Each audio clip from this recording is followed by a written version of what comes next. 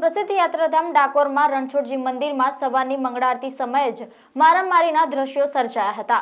મંદિરના ગુમ્મટમાં જ વૈષ્ણવો દર્શન કરવાની જગ્યા બાબતમાં ટોળાએ મારામારી કરી હતી। સુપ્રસિદ્ધ યાત્રાધામ ડાકોરમાં રણછોડજી મંદિરમાં આજે સોમવારે સવારની મંગળા આરતી સમયે જ મારામારીના દ્રશ્યો સર્જાયા હતા। મંદિરના ગુમ્મટમાં જ વૈષ્ણવો દર્શન કરવાની જગ્યા બાબતમાં ટોળાએ મારામારી કરી હતી। જો કે આ છૂટા હાથની મારામારીના દ્રશ્યો કેમેરામાં કેદ થયા હતા। સમગ્ર બાબતને લઈને વૈષ્ણવોનું ટોળું પોલીસ સ્ટેશન પહોંચ્યું હતું।